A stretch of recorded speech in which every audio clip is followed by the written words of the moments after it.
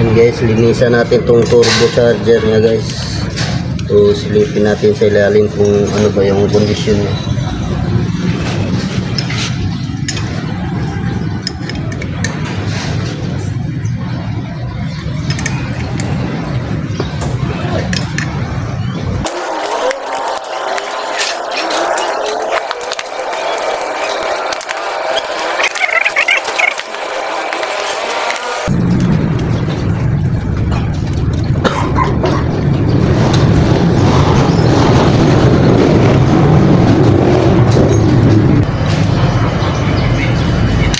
Ay, okay.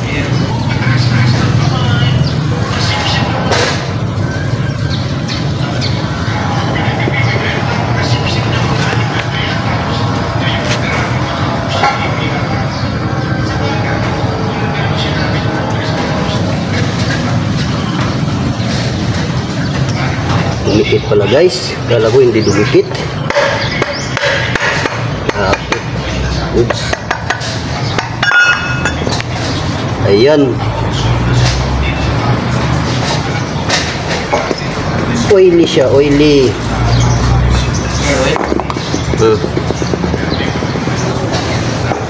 Leaking? Oily guys. Leaking na sir? Basa ba ito? Yung kuha nito, itong kuha nga basa. Ay, gamay guys. Ay, dapat sir? Wala nga. Kanina ito. Dako na na. Yung impeller ng turbo, maluwag na.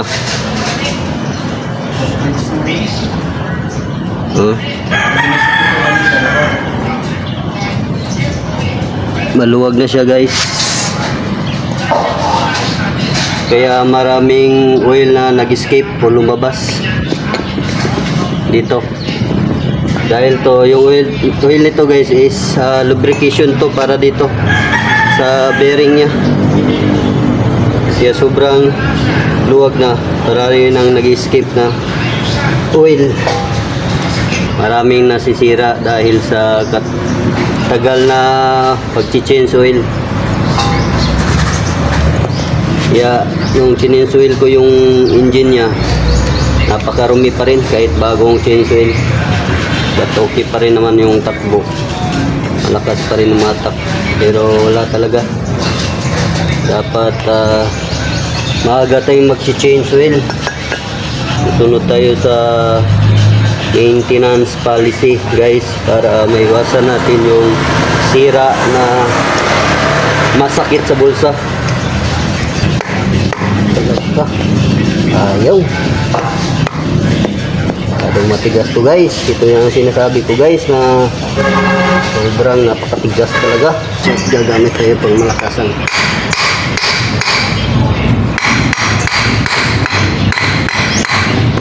Para mabiyak siya.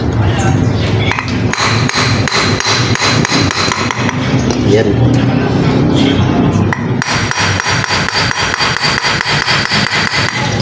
Kunting pukpuk lang guys.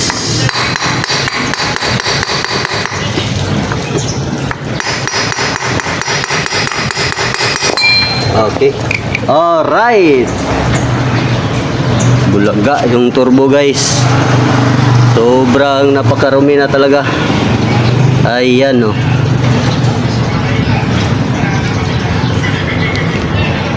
Ayan.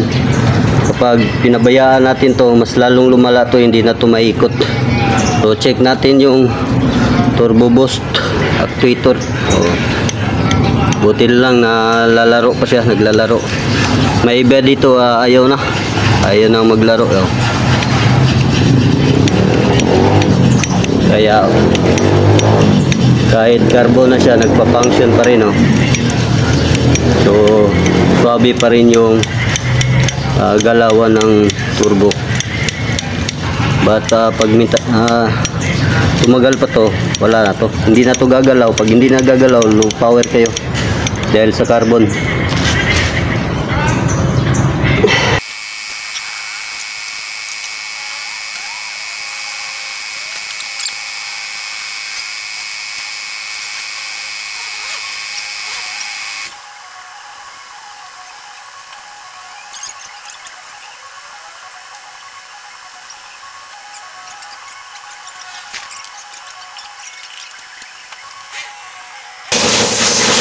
ito, pag hindi na to gumalaw guys, pag hindi na gumalaw to, hindi na mag-boost o hindi ikot yung impeller ng turbo.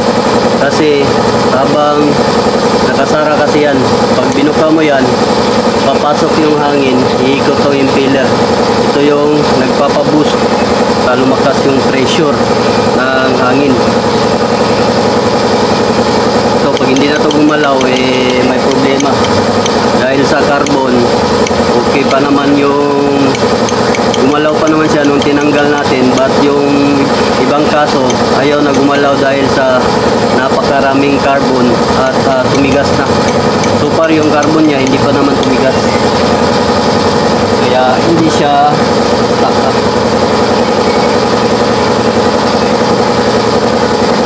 Ito yan, malinis na. At ito yung housing niya, wala nang carbon deposit, tatanggal na natin lahat. Sobrang napakalinis na guys.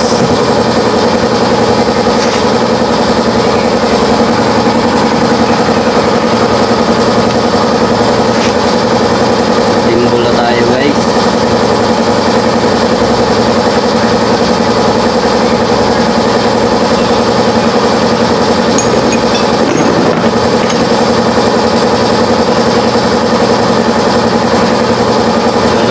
Simbol na to, hindi to basta-basta dahil may palatandaan to ito. At saka ito, itong butas na to, sa butas dito, dito to papasok guys.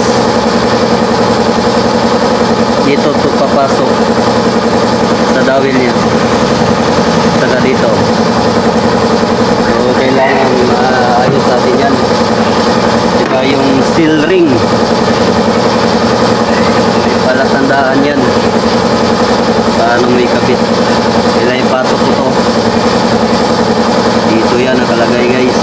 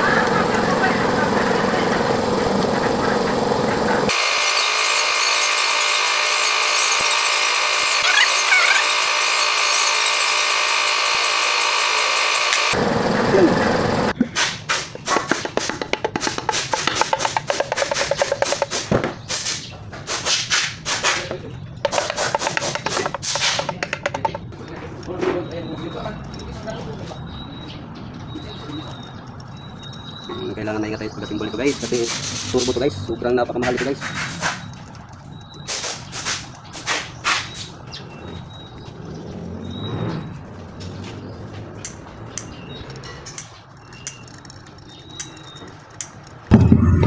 Malinis na yan guys. Tapos dito, ayan, malinis na guys. Yan guys. So wala nang carbon. So ngayon, ang problema ni turbo, maalog na ang impeller niya. Tingnan natin ha. Oh, may alog na siya guys. Magalaw na. Kung napapansin nyo, maalog na. May alog na siya, may play na. Tingnan yung side. Dahil yan sa matagal na pag-change oil, nasisira ang turbo at saka si oil pump, o sa maling oil din na ginagamit. Kailangan dapat kapag nakaturbo kayo, mabuting gawin is fully synthetic yung oil na gagamitin. Kasi that is advisable for turbo boss. Kasi mas silan yung bearing dyan. At saka doon si oil pump, masilan yun pag makapal na oil gagamitin. Kaya yan.